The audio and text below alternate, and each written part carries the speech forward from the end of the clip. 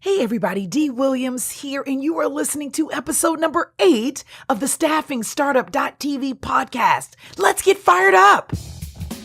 Welcome to Staffing Startup.tv, the podcast that gives you direct access to the world's leading recruitment, staffing, and startup experts. Dee Williams speaks with amazing thought leaders, venture capitalists, and technology trendsetters about their journey, challenges, and successes related to recruitment, staffing, and hiring. Now, here's your host, Dee Williams. Hey everybody, this is Dee Williams, and welcome to the Staffing Startup.tv podcast, where we get fired up about recruitment and staffing. That's right. This podcast is all about the ins and outs, ups and downs, and all arounds of finding and nurturing and securing exceptional talent for companies all across the globe. And today we're diving right into one of my favorite segments, Driven Insights.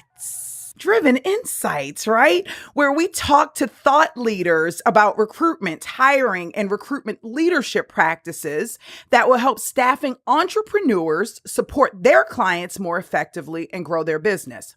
And today's guest is someone who will really make you think about the type of talent that you hire, not only for your clients, but within your very own business. He's the author of the best-selling book, How to Hire A Players. I am speaking of the one and only Eric Herrenkohl. How are you, Eric? I'm awesome. It's great to be with you, Dee. Thank you. Oh, awesome. Thank you so much. I'm excited to have you here. I'm trying to contain my excitement here because I have so many great questions. So I'm going to dive right in. I see that you're just as passionate about recruitment and staffing as myself. So can you tell me how you were introduced to the industry? Like, why recruiting and staffing? Sure. I did a few things before I started my own firm in 2002. And when I started my company in 2002, I actually was doing coaching, consulting, but I had a recruiting background. And we'll probably talk a little bit more about this, but inevitably, when you're leading and managing people, there are some people who you can get better, and there's some people who you can't. Yeah. And so my clients were inevitably coming to me and saying, "Hey, listen, can you help us find, new leadership?" And so that kind of brought me back into the recruiting world, and that was back in 2002, 2003. That's awesome. So you kind of sort of accidentally, went into recruitment and staffing. It wasn't like your core. It became my core, but yeah, that's right. It was in a lot of ways, it was a response to the marketplace, and it's what people wanted to buy. Yeah. And I think that, to me, that's kind of the better way to get into an industry like this. I haven't met anyone who woke up one morning and just said, "Oh my gosh, I have to be a recruiter when I grow up." You know what I'm saying? So it's always something that they kind of land into. So that's pretty awesome. So I want to ask you about your niche. So you focus mainly on manufacturing and supply. Supply chain? Is that correct? I do. Well, I do a couple of things. My company provides a toolkit for organizations that want to turn into recruiting powerhouses. So that's really actually a primary focus of our business today. In terms of the retained search work that I do, it's supply chain and manufacturing has been a primary focus. So I am like the queen of niche your recruitment business. This is my platform. It has been my platform for about 10, 15 years now. And it's really starting to become popular, even though I've been screaming this since the beginning of time, right? Yeah. So what made you want to niche? Why did you decide to niche? Why didn't you just support everyone? I remember working for a search firm, 20 years ago. And I listened to a set of tapes by a guy named Larry Nobles, who was a contingency recruiter trainer. And he was the first person who I really heard emphasize that you have to be niched. Because if you do, then every client is a potential candidate. Every potential candidate is a client. And the efficiency of what they refer to as a desk really made it work. So that's number one, I think, from a business perspective. I also think that the marketplace over the last 10 years or so has basically gotten a lot smarter about recruiting. Mm-hmm. And I think it is harder and harder to get hired as a generalist who says, well, we do everything, as opposed to a specialist who says, hey, listen, we know what we're good at. We know who we know. This is where we focus. So I agree with you. I think it's really important. You're speaking my language here. I'm trying to contain my excitement, honestly. StaffingStartup.tv is your number one source for news, information, and live interviews specific to the growth and success of niche recruiting and staffing agency business owners, staffingpreneurs. I definitely believe in the niche, and I think there aren't tons of staffing agencies that solely focus on manufacturing and supply. I know there are a lot of generalists. So recruitment and staffing, and I like to look at both, even though they're somewhat separate. And today, I feel like the way the market is today, they're running consecutively in many different instances. So as a business owner, and this is a startup podcast, right? We have tons of podcasts out there for people who are already in the industry, for people who are coming into the industry and trying to gain insight on how to service their clients better, how to service their candidates better, how to create a business that is profitable and that's exciting. It can be super challenging going through that journey of being a business owner. Was there ever a point in your journey where you felt like throwing in the towel, and how did you get through that moment? Sure. Yeah. I mean, owning your own business is never easy. I think, if you look at the profile of most entrepreneurs, they're more committed to being independent than they are even to making money. I mean, both are important. So I think that is part of it. But it's also just a passion, for the work, and knowing that often the role in which you can bring the most value to a company is as an outsider coming in and advising them, working for them on a consulting basis, a recruiting basis. You can often create more value for your clients that way than you can, working inside their four walls. And I always kind of keep that in mind as well. Yeah, definitely. Yeah. That's awesome. So we're going to come back. We're going to take a quick break, pay some bills. We're going to come back and talk about this book that I have been immersed in. And it's called How to Hire A Players. We're going to talk about that as soon as we get back. We are here with Eric Herrenkohl. We'll be back. You're listening to StaffingStartup.tv. We'll be back in just a moment. If you ever thought about starting your own employment agency business, but don't know where to start, don't worry. You're not alone. Staffingpreneurs Academy is your number one online training resource for starting, maintaining, and growing your very own niche recruitment and staffing agency business. Matching professionals with great job opportunity is one of the most rewarding career opportunities you can ever imagine. When receiving training and coaching from Staffingpreneurs Academy, you'll be well positioned for future success. For more information, visit www.staffingpreneursacademy.com. Okay, so you've written this great book, How to Hire A Players, finding people for your team, even if you don't have a recruiting department. Yep. And so can you tell us how this book came about, and what's your definition of an A player? Sure. The book came about in doing the kind of work that a lot of your listeners and a lot of your viewers do, working with companies, working with them on a retained search basis. But one of the things that I saw was that there were a handful of companies out there that did an exceptionally good job of identifying, attracting, and hiring and keeping A players. And they did things differently than a lot of other companies. And by the way, just because they do a great job of it themselves doesn't mean that they won't selectively use outside firms. They often will because they value the topic and they know how important good people are.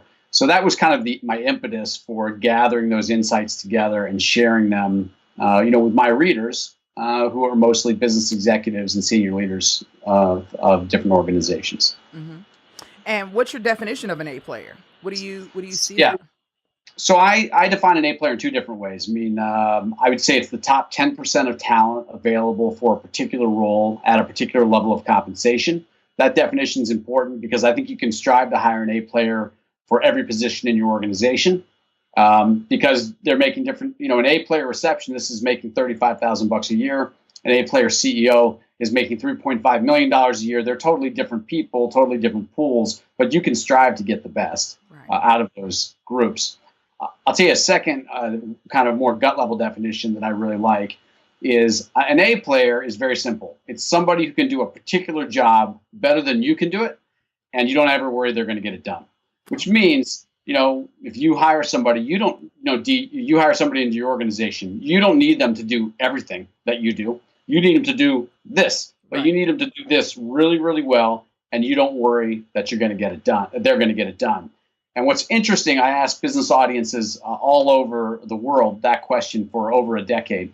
And I say, listen, if you had just one more person, you hired just one more person, 2018, that fit that second definition, for how many of you would that make a measurable difference in your business? Every hand goes up. Right.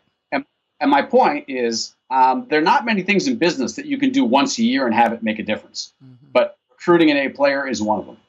Definitely. So that was my next question. How can hiring an A player change the way a company functions or produces? And you kind of talked on it lightly, but can you give me some examples? Sure.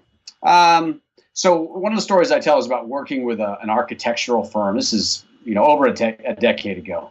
About 30 people in this firm, which is a pretty big architectural firm, actually. The leaders, Larry and Mark, terrific guy, great company. They hired me to come in really more on kind of a coaching basis. And one of the things we realized was, you have leaders, managers, and staff in every company. You want the leaders in that kind of firm to be rainmakers. You want the managers to be overseeing the clients, and you want the staff to be doing the work. Except in their business, and mind you, a really good company, the leaders were minding the current clients, the managers were doing the work, and the staff were being gophers and running around. They were underutilized at every level. That's not unusual. And one of the things that hiring just one more A player can do, if you're a leader, is now you've got somebody you can really trust to do the management. So you're not doing the management, you're doing what you ought to do. So for senior people, hiring one more A player, it's often a 2-for-1 deal. You get an A player on your team and you start behaving more like an A player yourself. And that's obviously a pretty significant payoff. Heck yeah. I mean, that's a major payoff. So then that leads me to another question, because we're talking about hiring A players, but where would I find an A player? That's probably the biggest question that I get, not just from my clients, right? But also new staffingpreneurs who are going into niche markets where there are more jobs than candidates, right? Right.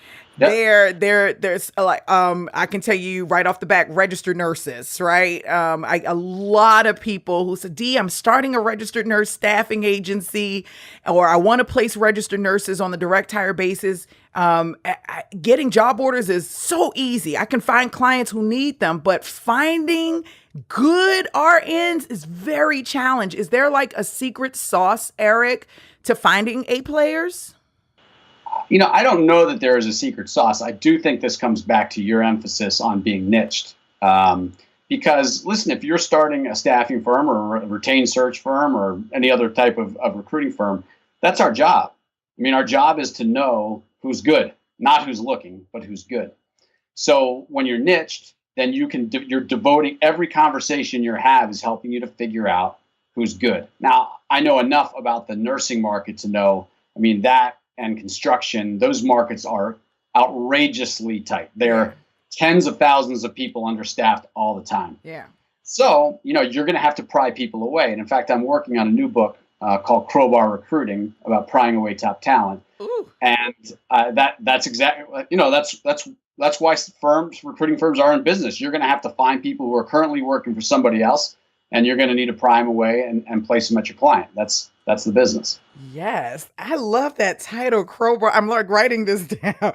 Crowbar Recruiting. I can't wait until that comes out, because you're right. That's exactly where we are, I think, at this day and age. And it's not just, nursing. I know that's or construction. I think that anything in the professional solutions space in particular, I know we have welding and different areas like that are tight today, but anything that's in that professional space, technology is hurting, right? I don't think there's enough blockchain AI people out there that can Sure. that can solve all the world challenges that are out there. So I think it's definitely important not just to niche, but to be able to find those A players within the niche market.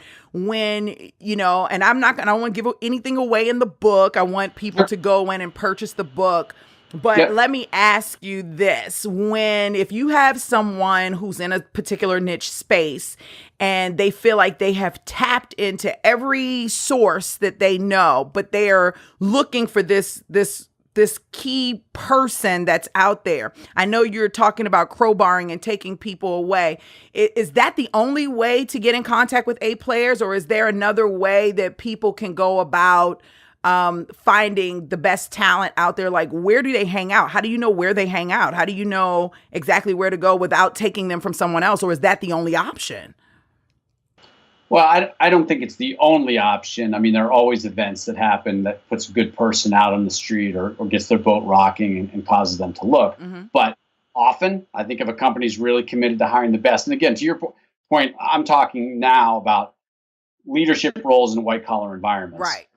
You have to look at people who are currently employed. Mm-hmm. That's our job. I mean, that's what we do. Mm-hmm. So what I counsel companies, and it's certainly true for staffing firms, is we've got to figure out who's good before we find out who's looking.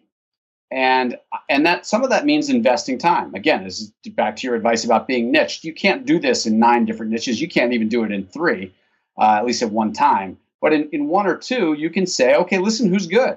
And even if they're not looking, and even if they don't want to move, because as soon as you have a connection with somebody like that, and then the next time you get an open job order for a strong organization, you can at least call them and get advice. Exactly. Right. And so, I mean, it's that kind of, I don't think there's silver bullets, but I do think there is a relationship building approach that we all think that we're too busy for, except you get to the end of a year or 2 years and you look at who's hired and who's stuck around and you feel like, listen, I mean, we hired 10 people, but I'm not sure any of them really have paid off the way that we would hope. Yeah. So that's how I think about it. And, it's so funny because, of course I work for myself now, but when I did work in agency setting, I've worked both contract and direct hire. I think direct hire is probably my favorite because of the fact that you do get to build strong relationships. Right. My colleagues laughed at me so much because I was the loud recruiter at the desk that was friends with everybody, right? So everyone I got on the phone with, I'm like, hey, you would have thought they were my long lost friend or my sister or my cousin. And at the end of the conversation, I'm constantly closing them on continuing the relationship. I spent a lot of time doing that. And I always got laughed at until the end of the month when the numbers came out and I was always the top recruiter, right? Because those relationships are key. Do you feel like most recruiters today, regardless of what type of agency setting you're in or what type of recruiting you're doing, do you feel like recruiters today are more transactional and less relationship focused? Or do you feel like the relationship focus is coming back? Well, I mean, my opinion is that recruiting at some level is transactional. Even at a retained level, it is transactional. So one way of thinking about it is this, that in a social media saturated environment in which we live, which I think really lends itself to an even more transactional approach, there's an opportunity to be a bit of a contrarian, and you got to invest your time wisely. And invest some time at building relationships. I mean, your point, for you, building in relationships in that context meant spending an additional 30 seconds on the phone with somebody talking about how they're doing and how life was, as opposed to just, moving to the next job order. Right. I think there's value to that, particularly when you start talking about who's the top 10% of talent. If we stop talking about who's looking and start talking about who's good, right? By definition, that's 1 person out of 10 who's meeting that criteria. Who are those people? Because when you know those people and then you call them, even if they're not interested, the chances are the people to whom they're going to refer you are also going to be at least solid, if not equally as good. Right. And again, we all know in the end, our reputation is going to ride on the quality of people that we're presenting to our clients. Awesomeness. You're amazing. So we're going to go to a commercial break. You're listening to staffingstartup.tv. My name is Dee Williams. Hey. And we'll be back in a moment. We're going to continue this conversation with Eric Herrenkohl, who is the author of How to Hire A Players. We'll be right back. Are you constantly helping people find jobs but not getting paid for it? Did you make more in employee referral bonuses than your yearly salary? Don't let another dollar slip through your fingers. Learn how to start your very own niche recruitment and staffing agency business. Do it from home while you're working or in an office with a team full-time. It's totally up to you. Stop giving your time and referrals away for free. Learn more at staffingpreneursacademy.com. That's staffing, Preneurs Academy.com. All right, guys, we are back. Yes, my name is Dee Williams, and I am your host today of the staffingstartup.tv podcast. And we're talking to Eric Herrenkohl about how to hire A players. Everybody wants an A player, or at least you would think that. So recently I interviewed another guest who really believes that the B player is the key to success in business. And I'm just going to explain his philosophy. He feels like you can't have an A player without a B player. He says Kobe is not Kobe without his supporting cast, right? His supporting cast makes Kobe Kobe. Jordan, the same thing. And so my question to you, I am 100% for the idea of A players, but do you think that B players are just as valuable as A players? No. Okay. And to me, if we're going to talk Kobe and Michael, then you inevitably have to talk Golden State, right? And the point is that's an entire team of A players. However, importantly, they don't all have the same role. So here's my point: I think I define an A player in a job specific way. In fact, I when I'm leading, speaking engagements, I'll have people define an A player profile for a particular role in their company. Okay. So I think an A player is job specific, which means there are some roles on the court in that context where you're not asking somebody to be Michael. You're asking them to, be able to stand up in the paint and take on the big men and do what it needs to distribute the ball out. That's an A player. So I think A players look different in terms of creating a team. But my point to most companies, and again, this is, your viewers are the perfect people to be talking with this about. Most companies are tolerating C players, calling them B players, calling B players, right? That's the dynamic that's really out there. You just said a mouthful right there, just so you know. Yeah, that's the dynamic. So listen, if you've got all A's and a couple B's, however you would define it, more power to you. But most companies are tolerating poor performers and poor performance. And one of the reasons they're doing it, by the way, is they don't know how to recruit.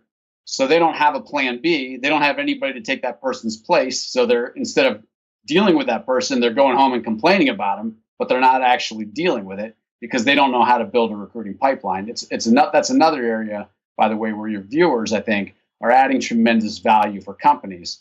You start giving companies talent options, it makes their leaders and their managers, or should make them, more courageous about dealing with poor performance. Yeah, I love that. Sometimes I'll meet a candidate and on paper, they look crappy, right? And when I talk to them for the job that they're applying for, and in many instances, they're not excited about the opportunity. They're just going from one to another. But in regards to building that relationship, I get on the line with them, or I'm in person and I'm talking to them and I'm questioning them about the things that they've done, the successes that they've had. All of a sudden they perk up and they start telling me all these amazing things that they've done that is not even on their resume, right? And so is it possible that many B players are A players in disguise? I don't know about many. Okay. I'm not sure I'm buying many. I do think you could have people who are misaligned and would do better in another role. But again, as we all know, if people have been job hopping, if people haven't been dependable, if people haven't been showing up to work or whatever their issues were, that's really tough to overcome. Yeah. And typically I'm I'm almost never asking my clients to consider somebody like that. Yeah. But, let's go back to your RN example. If you have a registered nurse who maybe, had the last role or two didn't work out, but you think there's some substance there, in this kind of market, you're at least going to talk to your client about it. Exactly. I love that. You're listening to StaffingStartup.tv. Be sure to connect with us on YouTube to catch the live video footage of the show. Shifting a little bit, what do you feel like is missing in recruitment and staffing right now? Like, what have we done right and what have we done wrong, specifically related to the skills gap and the talent shortage? Well, I guess the one thing I would come back to is, a strength becoming a weakness relative to social media and the use of technology, and it's going to only grow more and more, and it should in terms of machine learning and artificial intelligence. But I think we always have to keep in mind, if we want the best people, most of them are currently employed. Okay. So everybody can send all the in-mails they want, but the people by and large are not paying attention. So we're going to have to figure out how to make a personal connection with that person. It typically comes through a referral. That may sound old-fashioned, but until you show me a bot that is able to reproduce that, there's always going to be a spot for recruiting firms that know how to identify and place those people. Yeah. So that's my. Yeah. I think that's the piece that will never go away, right? And technology, we have to keep moving forward, but you can never take like the personal interaction out of, or I guess the human side of people, right? So I definitely agree with that.